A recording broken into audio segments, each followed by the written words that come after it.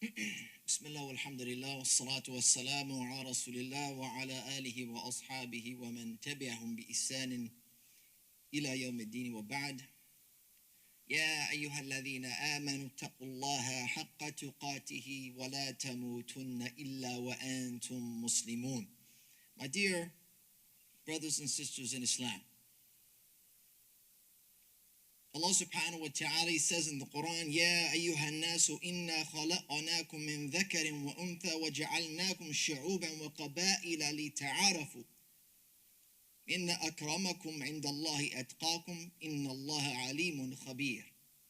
Surah Al-Hujurat, verse number 13. Allah says what means, O humanity, indeed we created you from a male and a female.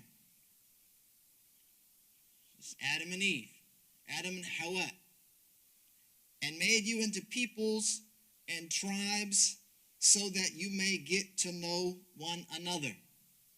Surely, the most noble of you in the sight of Allah is the most righteous among you. Allah is truly all-knowing, all-aware. When we reflect on this verse, we often think of the issues that have troubled the world for generations. We think of racism, tribalism. We think of prejudice based on ethnicities, languages, cultures, color of skin.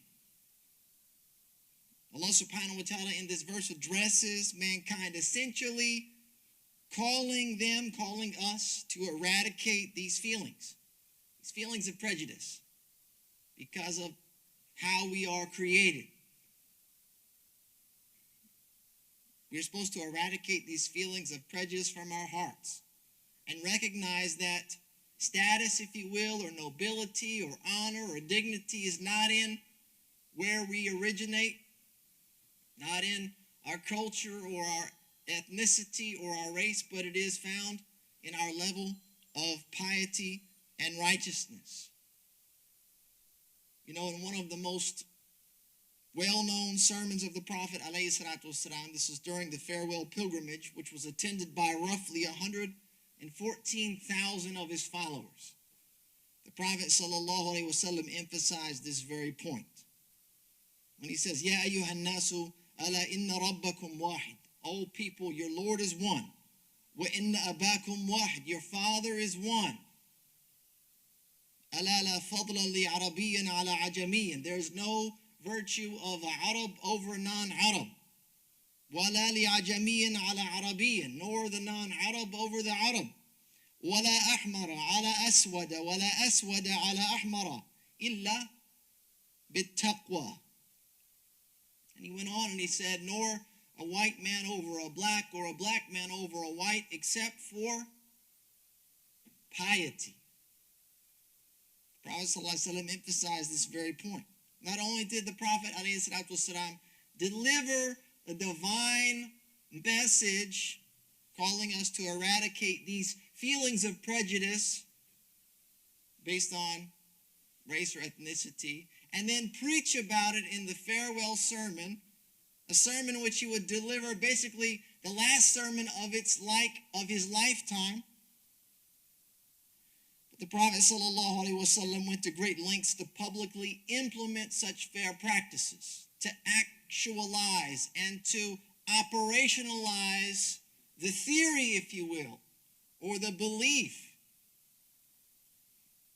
that our ranking or status is not by such devices. And perhaps one of the boldest moves that he made to do this was highlighted when he appointed Bilal as the muezzin. He appointed Bilal as the muezzin. And you know Bilal, radiyallahu anhu, one whose footsteps were heard in paradise by the Prophet ﷺ. For most of us, he's a great companion, one of the best companions. But if you looked at him, if you were to see him, especially during that time, he was a slave. He was of African descent, an Abyssinian. And they were plagued with the issues of racism and prejudice. And so he was less than. His status was less than.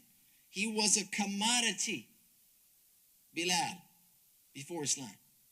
He became a commodity at some point in his life, meaning he was bought and he was sold. He was used like property. And so when the Prophet ﷺ appointed him the mu'adhin and ordered him to climb on top of the most sacred symbol of the Quraysh, the Kaaba, to call the adhan, it was a symbolic move, a bold move, to show just how far the Prophet ﷺ was willing to go to make the point. And people were shocked. There were many people shocked by this action. Because, I mean, the status of the Kaaba, even for the Quraysh that worshipped idols, etc., I mean, it was the greatest thing. It was their honor, the Kaaba. They were the custodians. They were the owners, if you will, of the land. They were the settlers, and they were able to attract so many people to come to that region and buy and sell and flood their economy with money. And it's what increased them in their status. And then to put that slave, that product, that commodity on top of it, it was very significant, to say the least. And then not only was he on top of it, but he was calling to the adhan. Calling the adhan is a real leadership position, by the way. It's not some substandard position like a runner-up or second best. Remember this. Ponder over the following when it comes to the status of Bilal or the status of the mu'adhin in general. Many of the scholars, they say, al-adhanu afdalu aydan min al-imama. To call the adhan, to be the mu'adhin, is more virtuous than the imam. Imagine that. More virtuous than the imam. There's a hadith reported from the Prophet sallallahu alaihi wasallam. He says, al-imamu dhamin wal-mu'adhinu mu'tamanun. That the imam is liable, responsible basically for those behind. But the mu'adhin is entrusted. The mu'adhin has been entrusted. The Prophet sallallahu alaihi wasallam, he says, Allahumma arshid al-a'imma waghfir lil-mu'adhinin. He says, oh Allah, guide the imams and forgive the mu'adhins. Being entrusted is considered loftier than being liable. Being liable for something. Being entrusted is loftier in position than being liable for something in Islam. Being pardoned is loftier in status than being guided. Irshad. So here from this hadith, the scholars, they have derived the virtue of being the mu'adhin. It was said that, this was mentioned by Umar ibn al-Khattab, while he was the Khalifa. He says, if it wasn't for the Khilafah, I would have called the adhan. And this gives the reasoning behind why the Prophet ﷺ was not the one that called the adhan, because he was busy with the affairs of delivering revelation and acting as head of state, as were the other leaders after them, who may have been more deserving of the position due to their status with the Prophet ﷺ. It's a position of great reward. The Prophet ﷺ, he says, Al-mu'adhinu atwalu nasi a'naqan yawm al-qiyamah. The one who calls the adhan is the tallest of necks on the day of resurrection. He says, Man adhana sab'a sinin muhtasiban kutibat lahu bara'atun min an-nar. That whoever makes the adhan or calls the adhan for a period of 7 years, counting on the reward for that, their freedom from the fire will be recorded for them. Hopefully, and there are many hadith, there are many statements from the beloved Prophet ﷺ that indicate the virtue of this position of calling the adhan. And with that, you can understand the nature of this move to appoint him as the mu'adhin, a statement that he made to the community that we're not going to follow the ways of the prejudice and racism of the Quraysh, because Bilal is black, he's Abyssinian, and a former slave, and keep him lesser than, but rather the Prophet ﷺ pushed him right to the top. Hopefully that's clear. What I want you to think about next, because we're going to try and take a different look at the opening verse that I recited and this title of this position in a different way. I want you to think about the significance now of Abdullah ibn Maktum's appointment as the mu'adhin as well. أقول قولي هذا وأستغفر الله لي ولكم ولسائر المسلمين من كل ذنب فاستغفروه إنه هو الغفور الرحيم.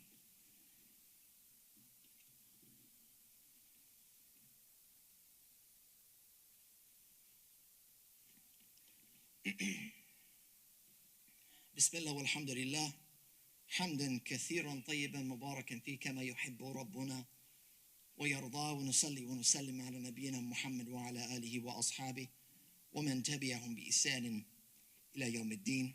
يا أيها الذين آمنوا اتقوا الله وقولوا قولا سديدا يصلح لكم أعمالكم ويغفر لكم ذنوبكم ومن يطع الله ورسوله فقد فاز فوزا عظيما. Hopefully you've thought about that. Abdullah ibn Maktum, what the significance there is, you know that he was the other mu'adhin alongside of Bilal. They were working as a partnership or a tag team, a tandem, to call the adhan for the Prophet ﷺ. Think about that. We understand the issue of race and the impact that Bilal's appointment had on that issue. What about Abdullah ibn Maktum? If you haven't figured it out, think about this. Allah subhanahu wa ta'ala does not look at our shapes, our faces. The Prophet ﷺ says, إِنَّ اللَّهَ لَا يَنْظُرُ إِلَى أَجْسَادِكُمْ وَلَا إِلَى صُوَرِكُمْ وَلَكِنْ يَنْظُرُ إِلَى قُلُوبِكُمْ وَأَعْمَالِكُمْ. But Allah looks at your hearts and He looks at your deeds. If we were to look at the body, like we looked at Bilal physically, if we looked at the physical body of Abdullah ibn Maktum, what would we see? What would we see? We would see a blind man. A person we would consider disabled or with special needs. He would be classified as someone with special needs. He was blind. Disadvantaged in that community. And for many dealing with disabilities and special needs, they are treated lesser than, disadvantaged because of the way they were created, the challenges they face. But if we look at the heart of Abdullah ibn Maktum, we might see something, or we should certainly see something that made him worthy of being entrusted as the mu'adhin. Not only was he entrusted to call the adhan for prayer, but he was entrusted with the people of Al-Madinah. That's right. When the Prophet ﷺ left the city with the army to go into battle, Ibn Maktum was entrusted to take care of the affairs of those that stayed behind, meaning namely the elders, women, and the young. He was appointed numerous times by the Prophet ﷺ to stay in the city and to take care of the people and also to lead them in prayer. And he wasn't the only one that had a disability or special needs, that served Islam, that served the Prophet ﷺ, that served the Muslim community. There were other great companions of a similar fashion. Abdullah ibn Abbas, radiyallahu anhu, he lost his sight. Many of you know Abdullah ibn Abbas is a scholar of the Quran who would issue verdicts to people that would come to him, even those that were sighted. They would come to Abdullah ibn Abbas, a blind man looking for insight, and that's what he was filled with. If you look at Amr ibn al-Jumuh, Radiallahu anhu, he was also disabled. Very difficulty getting around. Very much, he found great difficulty walking around. And when it was time to go into battle, his family told him to stay behind, that he was excused. They're like, why are you worrying yourself? Because he wanted to go. Why are you worrying yourself when you're excused? You should stay home. He went to the Prophet ﷺ and said, look, my family's trying to prevent me and hold me back when I want to go and I want to stand right next to you in the rank of the soldiers and defend the faith. The Prophet ﷺ, he said, you're excused from battle. Because Islam's legislation, it takes into consideration people's abilities and doesn't put burdens on them what they cannot bear. But it does not mean that they are discounted totally. He said, perhaps with my disability, I will be granted shahada. And he insisted, and so he went into battle, and he was right there in the front line, and it was during that battle that he was martyred. Mu'adh ibn Jabal, radiallahu anhu, one of the great companions, the Prophet sallallahu alaihi wasallam appointed, he was disabled. He had a disability, also had trouble getting around. Where did the Prophet sallallahu alaihi wasallam send him? He sent him all the way to Yemen. Imagine that. He's like, look, this disability, you have it, it's not going to get in your way. You can still serve. You can still be a part of. You're still a person of status and ability. Mu'adh ibn Jabal was sent all the way to Yemen to call people to Islam. What is Yemen today? What's the faith of Yemen today? This is the fruits from Mu'adh ibn Jabal, radiallahu anhu. And he was commanded to stay there to teach them Islam. He was a person with a disability. You know, just like the people of different races and ethnicities, people with disabilities that have special needs, they shouldn't be excluded from practicing their faith or being a part of the Muslim community. Rather, they should be embraced and honored in the same way that Allah subhanahu wa ta'ala has honored the rest of mankind. He says, لَيْسَ عَلَى الْأَعْمَى حَرَجٌ وَلَا عَلَى الْأَعْرَجِ حَرَجٌ وَلَا عَلَى الْمَرِيضِ حَرَجٌ وَمَنْ يُطِعِ اللَّهَ وَرَسُولَهُ يُدْخِلْهُ جَنَّاتٍ تَجْرِي مِنْ تَحْتِهَا الْأَنْهَارُ وَمَنْ يَتَوَلَّى يُعَذِّبْهُ عَذَابًا أَلِيمًا. There is no blame upon the blind or the disabled or the sick for staying behind, particularly in times of battle. And whoever obeys Allah and His Messenger will be admitted by Him into gardens under which rivers flow. But whoever turns away will be subjected to His painful punishment. So having said that, brothers and sisters, I invite you to join us tonight at 7:30. This is an online event, very unique discussion regarding special needs and Islam and what the Muslim community should be doing to be more inclusive to those with disabilities. You know, this is a part of an initiative that we've started to certify this masjid as a special needs friendly place. And we are collaborating with MUHSEN, which is a nonprofit organization that is spearheading these efforts around the country. Registration is available and open on GCLEA.org. Once again, that's tonight at 7:30. Your support for these programs is greatly appreciated, as is your attendance. We ask that Allah subhanahu wa ta'ala aid us in this life and in the next, that He guide us to that which He loves and is pleased with. رَبَّنَا آتِنَا فِي الدُّنْيَا حَسَنَةً وَفِي الْآخِرَةِ حَسَنَةً وَقِنَا عَذَابَ النَّارِ وصلى الله وسلم على نبينا محمد وآخر دعوانا الحمد لله رب العالمين.